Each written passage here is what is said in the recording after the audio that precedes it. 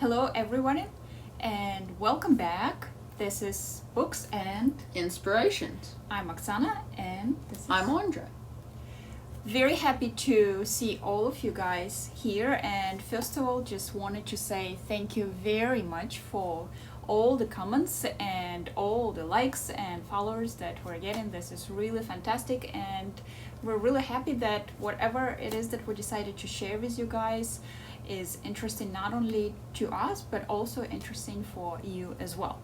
So today we're continuing with the book that inspired us to do this live, and this is actually the book that Andre got for his birthday. Do you want to introduce the book? It's called Letters to a Young Athlete by Chris Bosch.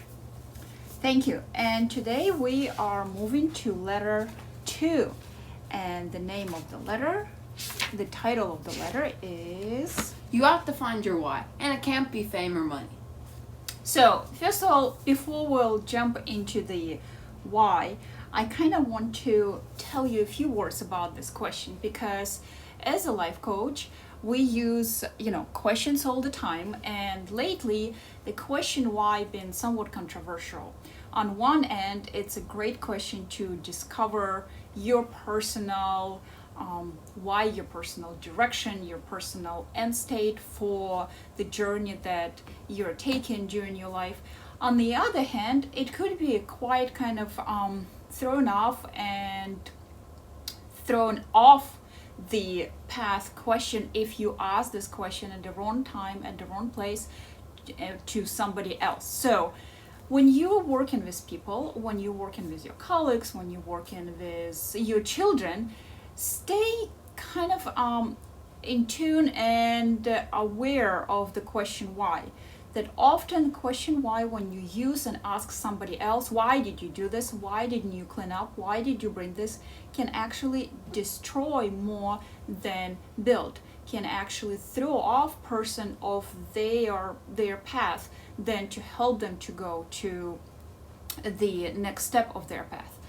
However, when we're talking about our own figuring out why I do what I do, this is an excellent question.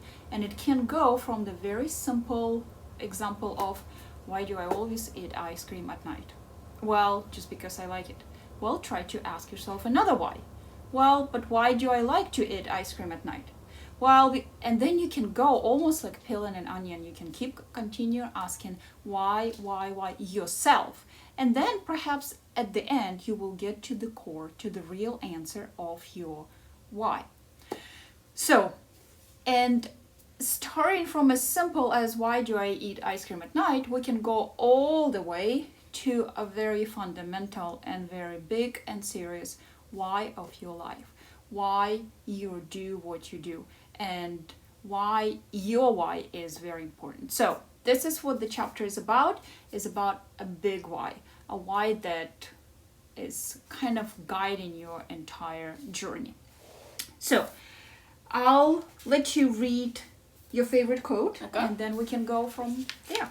My favorite quote is, so sure, listen to your coach when he tells you to run suicides, but don't listen when he or she tries to tell you what this game means to you. You gotta figure that out for yourself. That doesn't just apply to the game, that can apply to your life. Yes, you should listen to the people you respect and trust, but also you need to decide what your life means to you and what this moment means to you. Thank you. And this is something that's important for us as parents, and for me as mother, and for every parent there that is watching us, is to remember that even though we always want to suggest certain things to our children and we always want to help them with their why, we need to be careful, because often we would somewhat push upon them our own personal why, or perhaps our why from our childhood, which is a no to give it to our children. If they choose to take that why, our why, as their own, that's perfectly fine. But we really need to give them room and space to choose that. Also, for the young readers and for young adults who are listening to us, it is very important for you guys to be proactive in discovering your why, and not just kind of taken for granted the time when somebody give you that chance to figure it out, but actually thank people, because it is the easiest part in life, is to just take the suggestions and run with it, take somebody else why and run with it. But then at the end of that run, or often even during that run, we're figuring out that we're not going the direction we're wanting. This is not our run to begin with. And then often the person who suggested becomes the worst enemy, because they suggested something that they thought was the best for them at that moment, and therefore for you at that moment.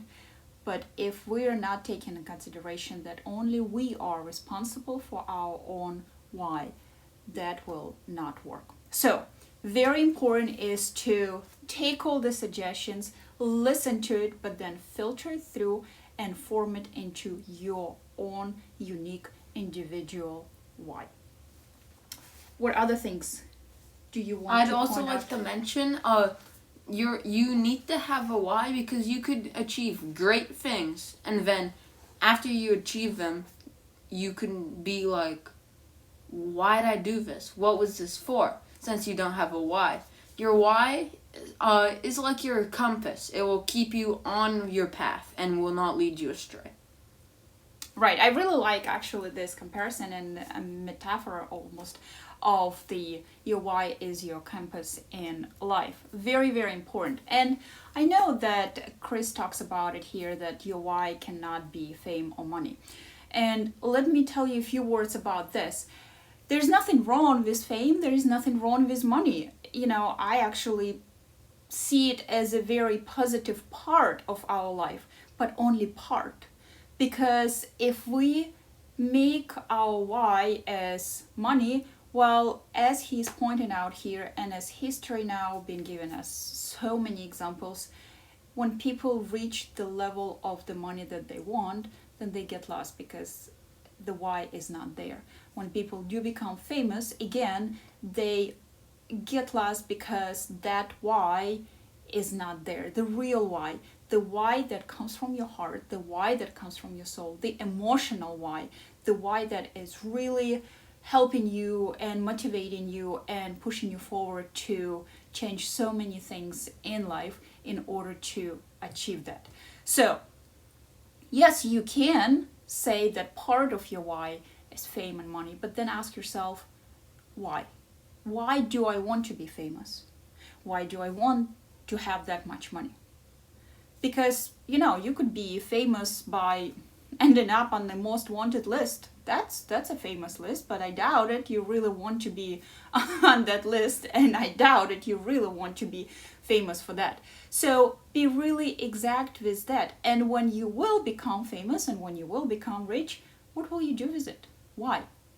Why you need this? And I'm sure if you will be asking yourself that why again and again and again, you will get to the core, to the real center of your true, real why. So that's just a few thoughts on the motivation that absolutely must be behind your why, and not only finances and not only fame. There are a few other quotes that we really liked, and a strong why also can help you to go through ups and downs. Maybe you can read this. Yes. But here's the thing about a good why. It can endure through the ups and downs of life. Even when everything around you is falling apart, your what can be taken away from you in an instant. Your why can outlast that. So also very, very interesting, and now going through a second year now, right, of coronavirus, and of seeing all the things that we've faced.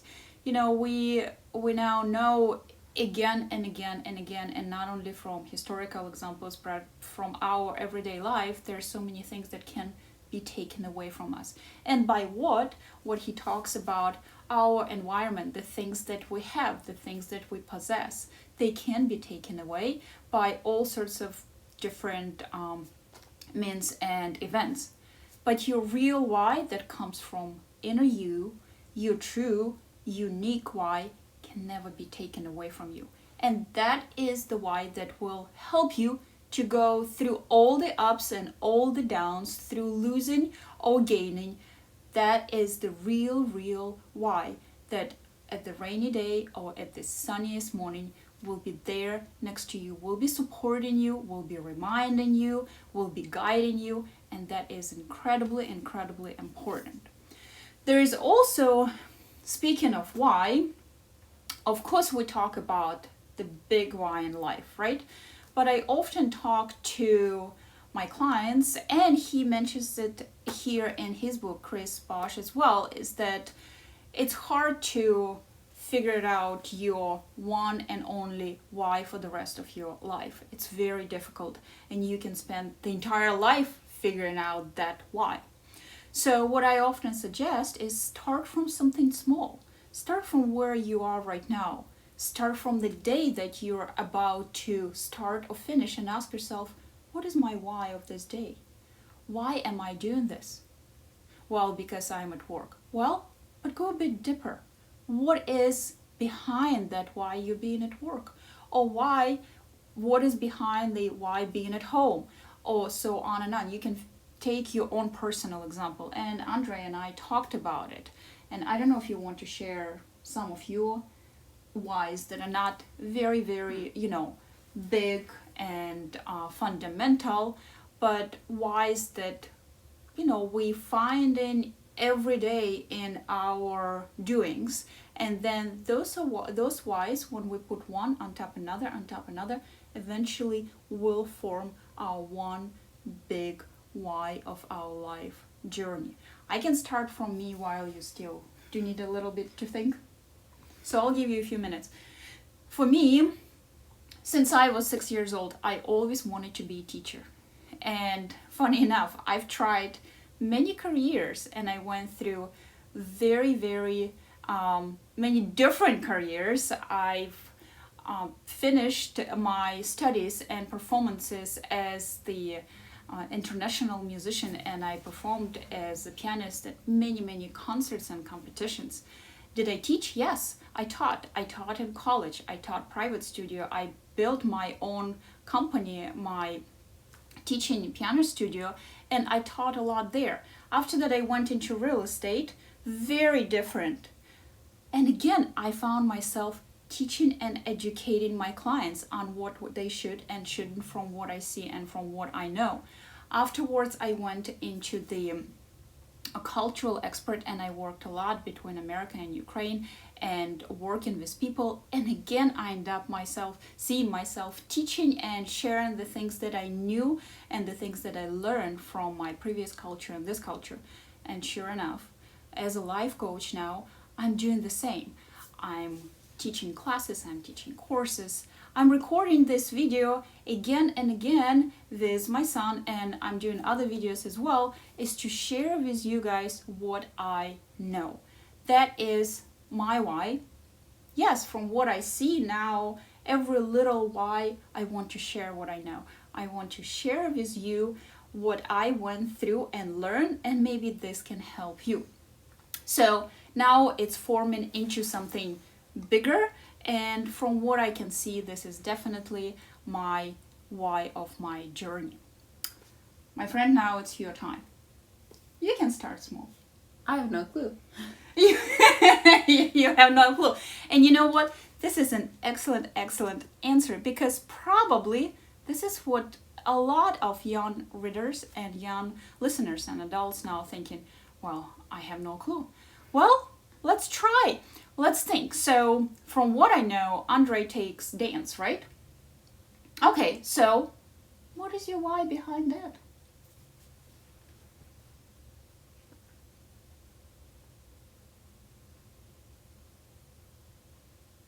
Start small, don't go big yet.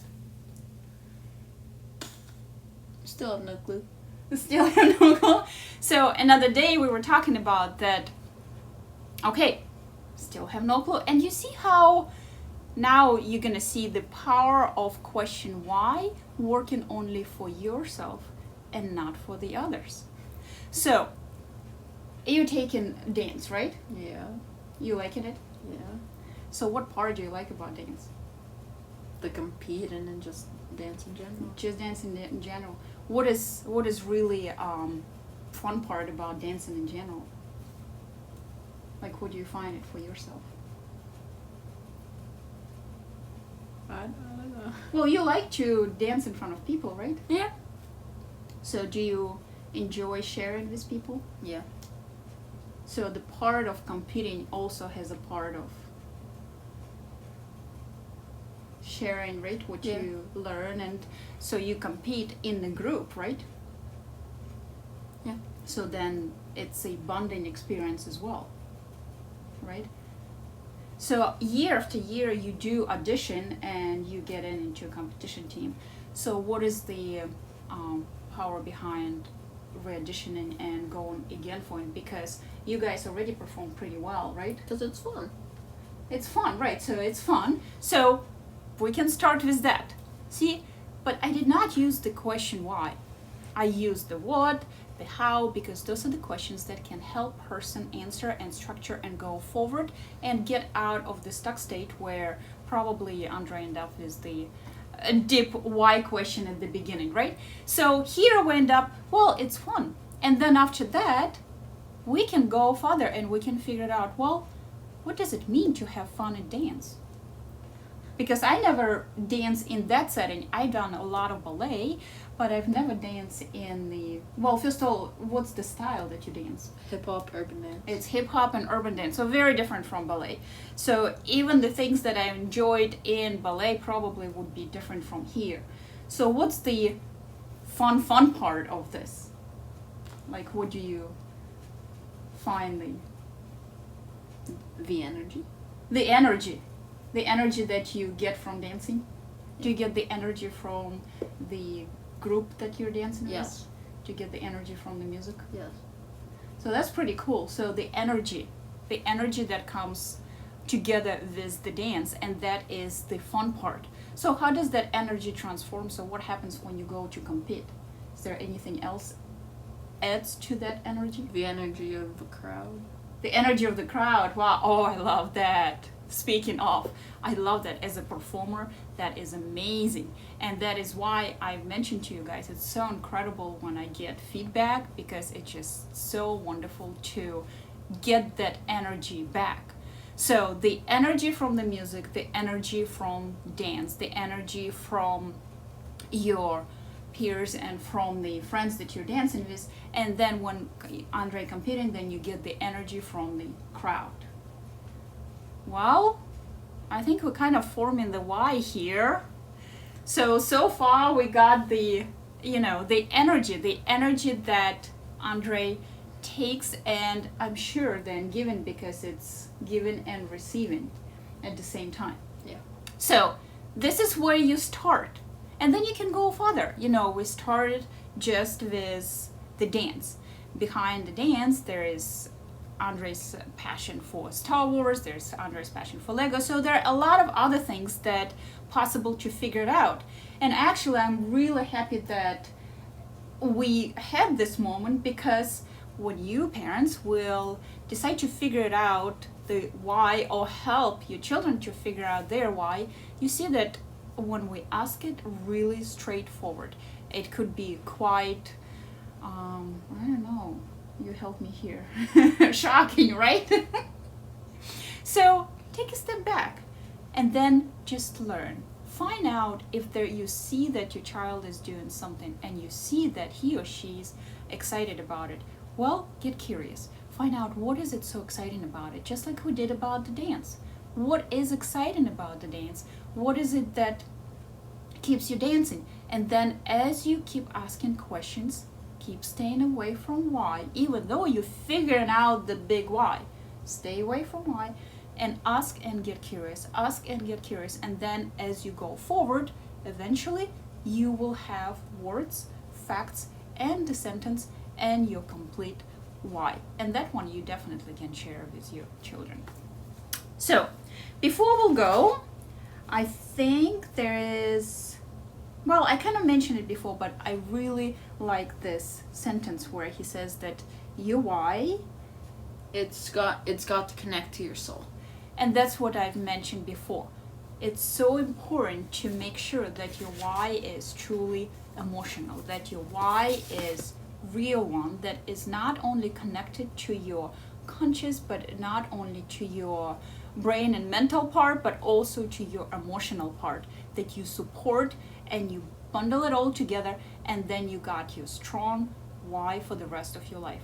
And of course, remember that there is nothing wrong with figuring out that the why that you started many years ago now is not really your why, and you need to sit down and somewhat revisit and rethink and see where this will take you. So don't be afraid to search for your why, don't be afraid to search for a different why, and keep going forward and being active in your journey. I think this is it I think for that's it for our today. letter 2 by Chris Bosch. And then tomorrow, before we'll go on our weekend break, there is a letter 3, which is called The Gift of Hunger. Stay tuned to see what it's about. Thank you guys. See you tomorrow. Bye bye. Bye.